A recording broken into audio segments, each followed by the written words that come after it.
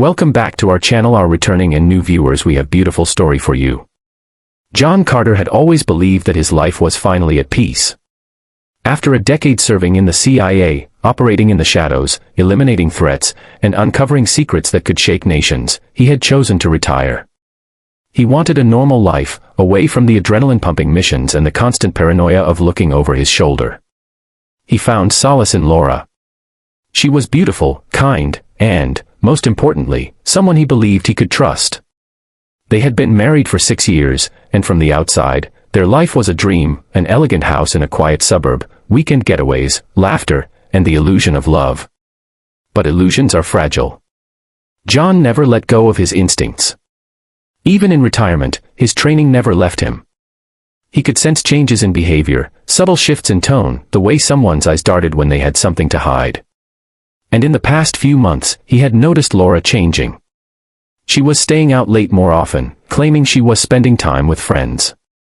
Her phone was always locked, and she became overly defensive when he asked simple questions. The warmth in her voice had been replaced by a coldness he couldn't ignore. Something was off. And John knew he needed to find out what. It started with a single mistake. A text message Laura had received while she was in the shower. Normally, John respected privacy. But this wasn't about respect, it was about survival. The text read, "He leaves town next week. That's when we move. Make sure the money is ready." His heart pounded as he scrolled up, his fingers tightening around the phone. Messages exchanged between Laura and an unknown number spoke of something sinister. "We have to make it look like an accident. Are you sure he suspects nothing?" John's blood ran cold. His wife wasn't just cheating on him, she was planning to have him killed. He placed the phone back as if nothing had happened and sat on the edge of the bed. The weight of the betrayal was heavy, but he wasn't a man to react with emotion. No, he had been trained for this. He had been taught to outthink, outmaneuver, and most importantly, eliminate threats before they could eliminate him. This wasn't just personal anymore. This was war. John spent the next week playing his role perfectly. He pretended he was clueless, continued to kiss Laura goodbye in the mornings, and even planned a romantic dinner to keep up appearances. But behind the scenes, he was working. Using the skills he had honed in the CIA, he traced the unknown number. It led him to a man named Vincent Rizzo, a known contract killer with ties to underground crime syndicates. Laura hadn't just hired some low-life thug, she had gone straight to professionals. Good.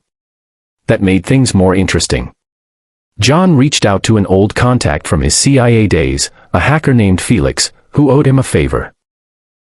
Within hours, Felix had decrypted Vincent's encrypted messages and uncovered Laura's entire plan.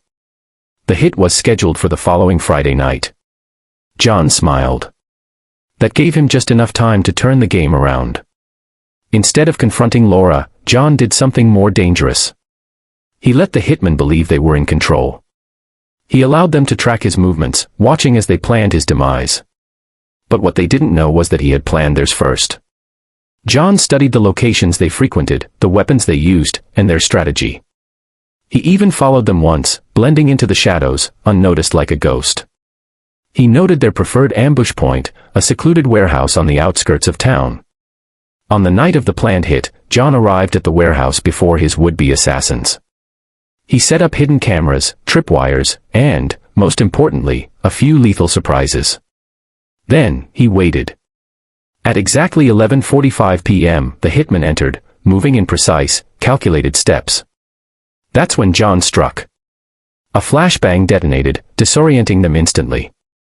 Before they could react, John emerged from the darkness, neutralizing the first man with a single, swift movement. The second one raised his gun, too slow. John disarmed him and delivered a bone-crushing strike to his throat. The last man, Vincent Rizzo himself, stumbled back, realizing he had been outmatched. "You have two choices," John said calmly, leveling his weapon. "Tell me everything, or join your friends." Vincent, gasping for breath, chose to talk. He spilled every detail. Laura had promised him a large sum of money from John's life insurance payout. It had all been her idea. John nodded, satisfied. Then, with ruthless efficiency, he left Vincent unconscious, tied up for the authorities to find. John returned home before dawn. Laura was fast asleep, blissfully unaware that her plan had failed. He sat beside her, staring at the woman he had once loved. He felt no rage, no sorrow, only cold resolve. When she finally woke, her eyes widened at the sight of him. "John, you're home early." He smiled. "I am. And we need to talk." Laura barely had time to react before John placed the evidence in front of her. The messages, the bank transactions, and, most damning of all, a recording of Vincent's confession. She opened her mouth to speak, but John raised a hand. "No excuses, Laura. No lies." Tears welled in her eyes. John, please, I can explain." He shook his head. "You already have. And now, you have to live with the consequences." John stood up and walked to the door. "You have 30 minutes to pack your things. When I return, I don't want to see you here." Laura sobbed, but he didn't look back. As he stepped out into the morning light, John took a deep breath. His past had come back to haunt him, but he had faced it head-on. And now, he was finally free. Thanks for watching. Please don't forget to subscribe, like and comment. We love you all.